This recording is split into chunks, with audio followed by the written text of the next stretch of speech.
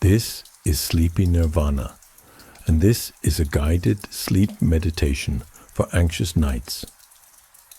Tonight, we sit with what we usually avoid. You're awake. A thought keeps returning, circling back no matter how many times you push it away. You've been carrying a feeling all day. It settled into your chest and refused to leave. The distractions have fallen away, and you're left alone with yourself. This is the hour when we stop outrunning ourselves. You don't need to name what you're feeling, or understand it, or fix it. You're here, in the dark. Monks have sat with the same restlessness. Hermits, too. They didn't escape it. The sitting itself changed things. So let's sit together with whatever is here and see what happens when we stop running. How much energy goes into the running? The phone on the nightstand, the scroll when boredom surfaces. We've built 1,000 exits from where we are. The escape routes work for a while. They quiet the noise. They give us another place to go. We all seek comfort, but we've forgotten any other option exists. We reach for the phone before we notice we're uncomfortable. We open the refrigerator before we recognize we're not hungry. And so, we never discover what waits when we stay. Our nervous systems evolved to move toward pleasure and away from pain. But most of what we run from now isn't dangerous, not a predator, just a feeling. Our great-grandparents had fewer escape routes. When they couldn't sleep, they lay in the dark. They had to be where they were, whether they liked it or not. We don't have to be where we are. We can be anywhere else. And so we go, until we arrive at night exhausted, not from the day, from running from ourselves. A cool breeze comes through the window. We might let it wash over us. Instead, we get up to close the window, adjust the thermostat, find a blanket. I'm not saying the blanket is wrong. I'm saying notice how fast we move. Notice the reflex. The discomfort arises, and we're already reaching for a fix. That gap between sensation and response, choice happens there.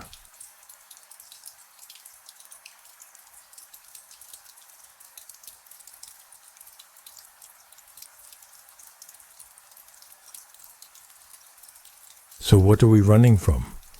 Most of the time, it's not physical pain. It's a hollowness, a tightness in the chest. These sensations aren't dangerous. They pass through us like weather, but we treat them like emergencies. We fear the feeling more than the feeling warrants. We suffer before it arrives. We suffer while it's here, then we criticize ourselves for not handling it better. Notice the sensation. Pain is the sensation. Suffering is the story we tell about it, the resistance, the wish that things were different. The pain may stay. The suffering doesn't have to. The body holds what we refuse to feel. Shoulders tight from weeks of tension we never acknowledged. Jaw clenched from conversations we never had. The body stores what the mind turns away from. When we stop running, we don't find a monster. We find sensation. We find that it can be felt. What you've been avoiding, you could handle it. You don't have to answer that tonight. Let the question sit there. This question is old. Let's listen to what others found. 2,500 years ago, Siddhartha Gautama sat beneath a Bodhi tree and refused to move. He would not rise until he understood why life felt so unsatisfying. He wanted to understand why we run and what happens when we stop. He would later be called the Buddha, the Awakened One.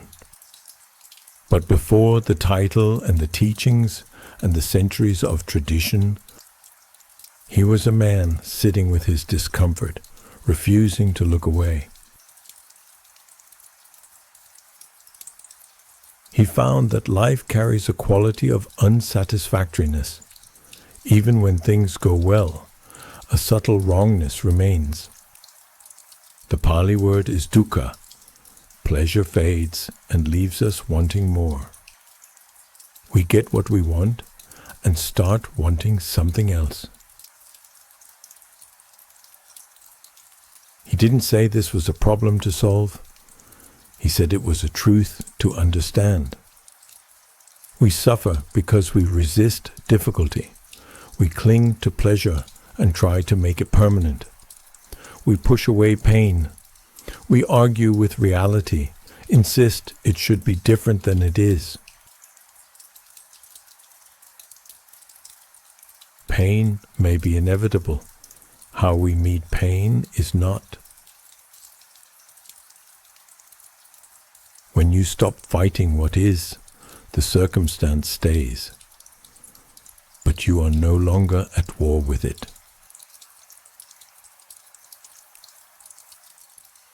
Now, let's travel to ancient China, to a different kind of wisdom. Imagine water meeting rock.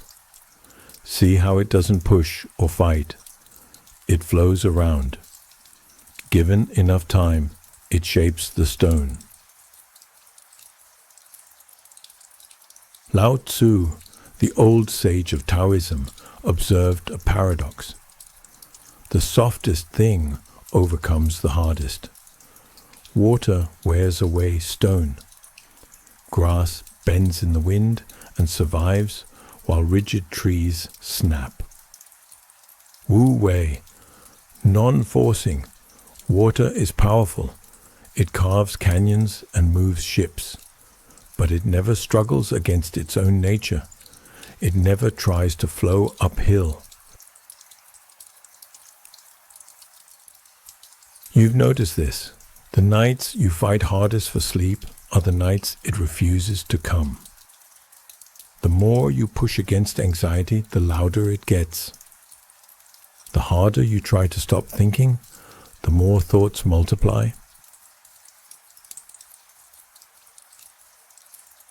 The Taoist approach isn't giving up. It's moving with the current rather than against it. Finding the path of least resistance. When discomfort arises, the Taoist doesn't declare war. The Taoist notices, allows, waits to see what happens without interference. The discomfort moves on its own. Let that question hang there. You don't have to answer it. Let it sit. Zen strips everything to the essential. This moment, this breath. When a Zen student sits in meditation and difficulty arises, the teacher doesn't offer comfort or technique. The teacher says, stay with it. Now there is something to work with. We spend so much time dealing with abstractions, memories of past pain, anticipations of future pain, stories about what the pain means, judgments about ourselves for feeling it. When difficulty arises right here, right now, we have something concrete, an experience we can touch. The Zen instruction for discomfort is bare. Don't think about it. Don't analyze it. Be with it. Shikantaza, sitting as something complete in itself, as if sitting were the only thing in the universe. When you sit like this, you discover that the discomfort you've been running from isn't solid. It shifts and changes. It has texture, temperature, edges you can feel. Not the monster you imagined, arising and passing. Shunryu Suzuki wrote that wanting things to be different than they are is what makes life difficult. When you stop wanting things to be different, you can see what they are.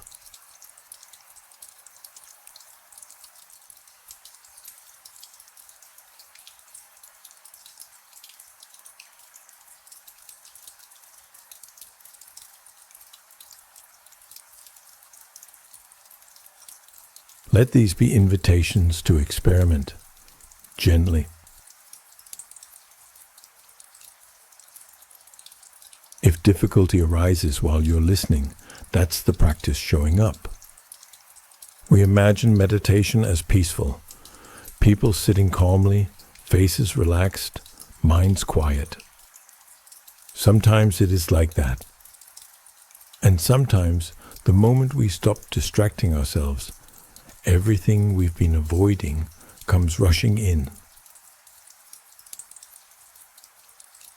The discomfort was always there. Now you're noticing it. Let's begin with the body as the practice itself. Notice where you are, the surface beneath you, soft or firm. Notice where your body meets that surface, the weight of your limbs, the way gravity pulls you down. Notice the temperature of the air on your skin, where it touches your face, your hands, any exposed skin. You don't need to change anything. When you notice an itch, you don't have to scratch. When you notice tension, you don't have to release it. When you notice discomfort, you don't have to make it go away. You can notice. The practice is here.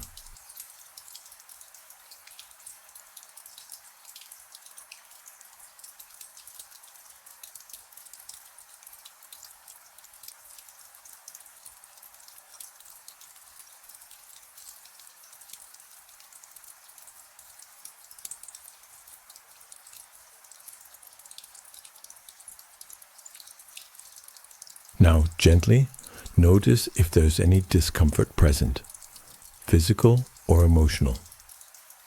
Don't go looking for it, don't try to create it, just check. What's already here? If nothing arises, rest in this awareness.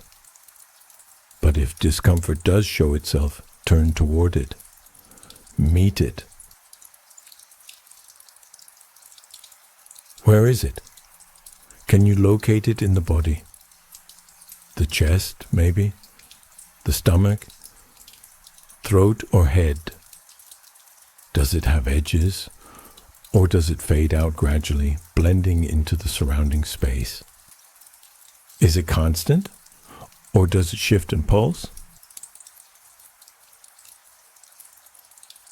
Notice any urge to push it away.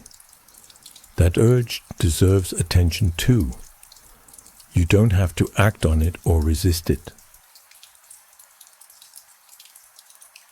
You're just getting to know what's here. Like meeting a stranger, you don't try to change them right away. First, you learn who they are. Emotions are weather. Clouds gather, rain falls, then clearing. Nobody takes weather personally. When it rains, you don't ask, "What did I do wrong?" When it's cloudy, you don't criticize yourself for not being sunny enough. Weather happens. You might prefer sun, but you don't argue with rain. You get an umbrella, or stay inside, or go out anyway and get wet. Emotions work the same way. Notice what's present. Allow it to be here, not because you like it or want it, but because it's already here. And fighting what's already here is exhausting. Observe it. Get curious. You're not trying to solve anything, just to understand. Observing changes the experience. When you get close to anything, it looks different than it did from a distance. You might find the thing you've been running from is smaller than you thought, or larger. Now you know what you're dealing with.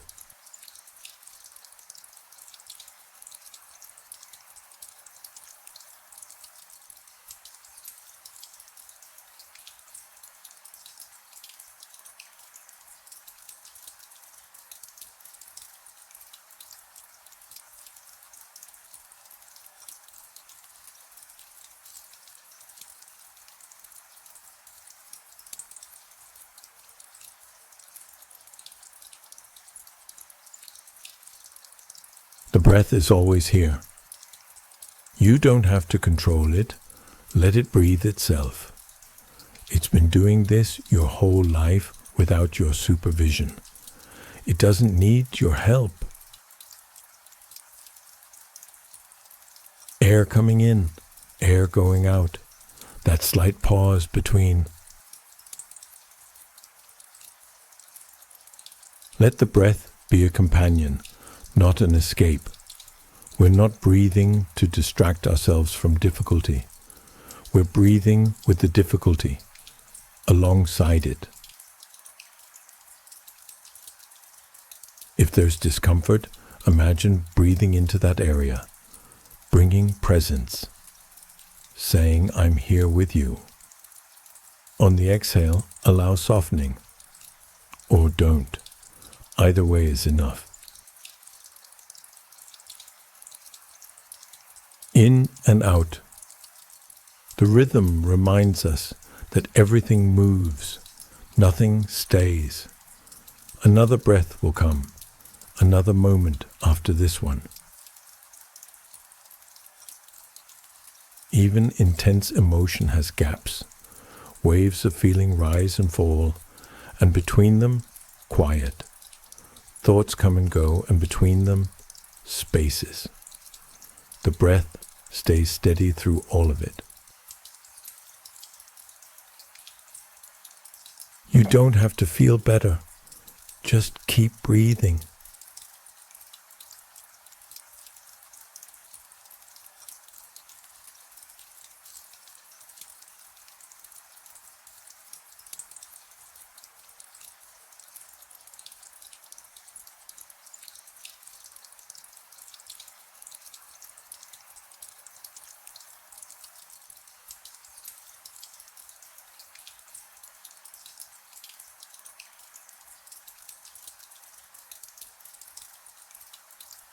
The practice is warmth, not tolerance. Notice how you speak to yourself when struggling, the tone you take, the words you choose. For many of us, the inner voice is harsh and impatient. Why can't you get over this? You should be handling this better. Notice that voice. Would you talk to a friend that way? Meet your discomfort the way you'd meet a frightened child, warmly, without hurry. A frightened child doesn't need to be told to stop being afraid. They need to know they're not alone. You might place a hand on your heart, or wherever you feel the discomfort most. Offer warmth to that place, the way you'd offer warmth to a loved one who is struggling. You don't need words. If words help, try these. This is hard, and I'm here. Self-compassion releases what self-criticism tightens. When we stop fighting ourselves, something softens. We didn't force it. We stopped forcing. You've been carrying weight no one sees. Let this moment see it. The load has been heavy, and still you kept walking. Presence doesn't need a meditation cushion.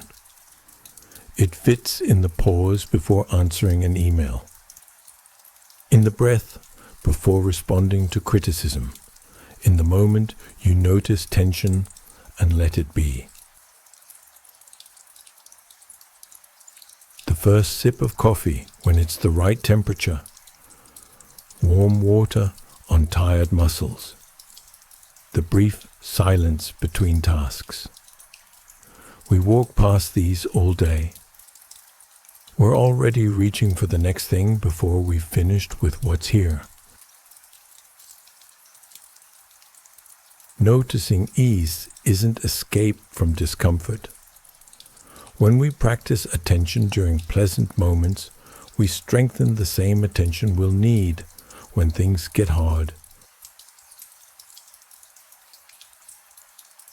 Tomorrow, if you like, notice a few moments of ease as they happen. Don't try to hold them, just see them. Sunlight through a window, a moment of laughter, the quiet satisfaction of finishing something. A life is made of such things. Discomfort shows up in meetings, in conversations, in the middle of the night. It doesn't wait for a good time. The practice has to travel with you. It has to work in the middle of things, not just in quiet rooms with candles lit. Notice, allow, watch what happens. Tension rises in my chest during a difficult meeting. I don't have to fix it. My throat tightens in a hard conversation. Acknowledged. Sometimes a question helps. What is this pointing toward? What do I care about here? Anxiety before a hard conversation often reveals how much the relationship matters. Indifference doesn't make us anxious. Sadness at an ending shows how much it mattered. You don't have to like the message, but you might learn from it. Some discomfort doesn't pass quickly. Chronic pain, ongoing grief, circumstances that can't be changed, losses that won't be undone. The practice stays the same, only the timeline stretches. This asks for presence you can sustain. We don't have to be present all the time. We can take breaks. We can distract sometimes. We can step back when we need to. The goal is choice, knowing when to stay and when to step back. choosing with awareness rather than fleeing on reflex. Long difficulty asks for patience rather than intensity, the willingness to keep showing up even when nothing seems to change. One more thing. This practice complements but doesn't replace professional support when needed. If discomfort is overwhelming or includes thoughts of self-harm, reaching out is wisdom. The Buddha sought teachers. The Zen tradition emphasizes guides. Asking for help is part of the path.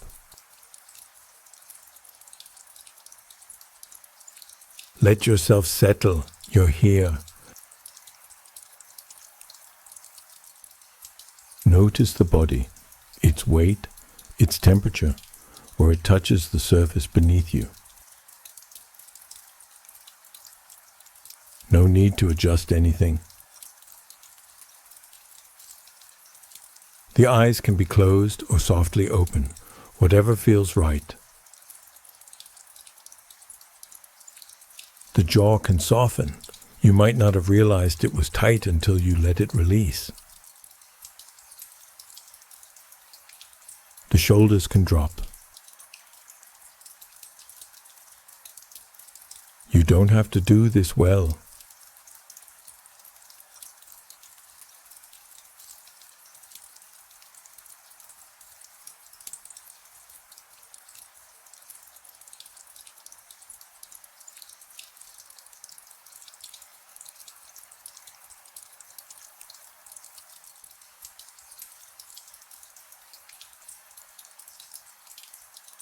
Now, notice if there's any discomfort present. If nothing arises, rest in this awareness. If discomfort does arise, turn toward it. Meet it. Where is it in your body? Notice whether it has edges. Notice if it stays the same or shifts. Notice any urge to push it away.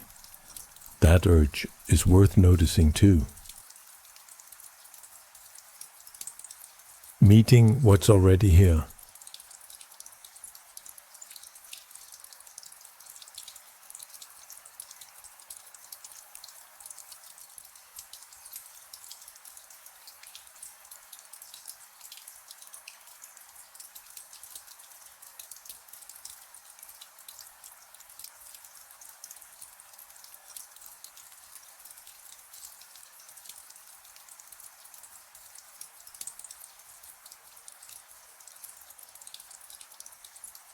Let the breath sit beside whatever you're feeling. You don't need to control it. Let it breathe itself. If there's discomfort, imagine breathing into that area, just being there with it. Allow softening on the exhale. If it happens, fine. If it doesn't, also fine. In and out. In and out. What's here can be here. You're breathing with it.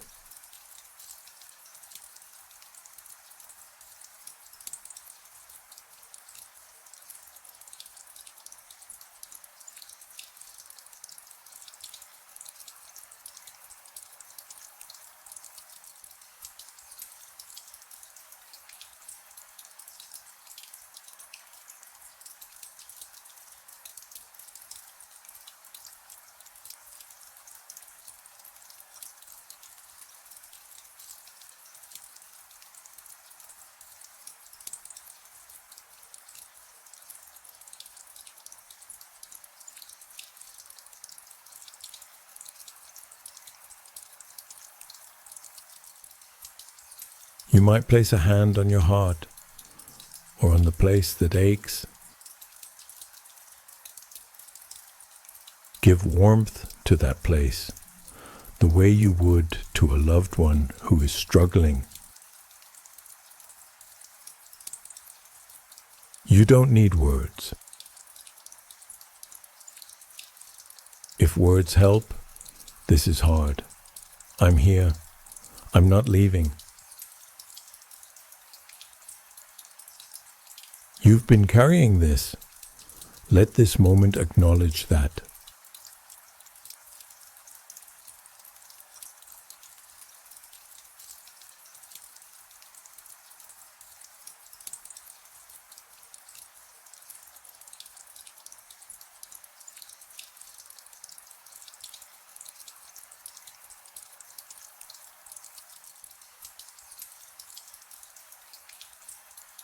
Let awareness widen beyond the discomfort, including the whole body.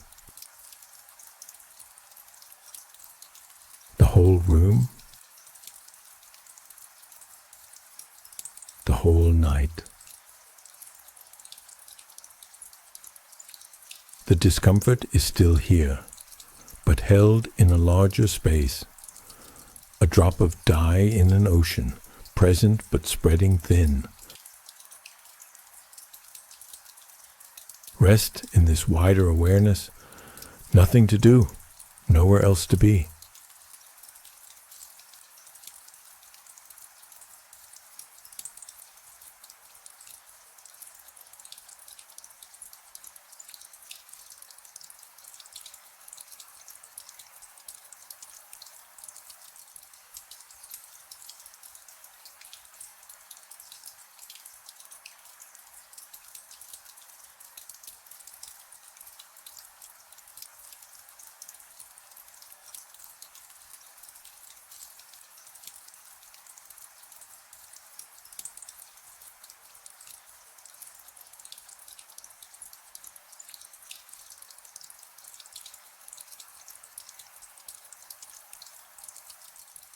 We've sat together with discomfort, the thing most people spend their lives running from.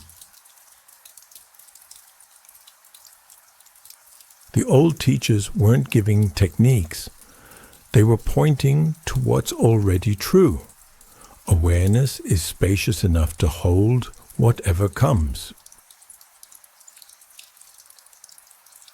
What you're feeling tonight doesn't need fixing before rest can come. It's part of this moment. Nothing from tonight needs holding on to. When you notice you've been running, you can stop. You can stay. The night is quiet now. Your breath continues without effort. Let what is here be here.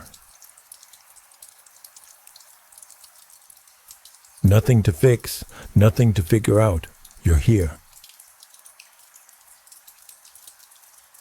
Rest now. The discomfort can stay. So can you. Rest well.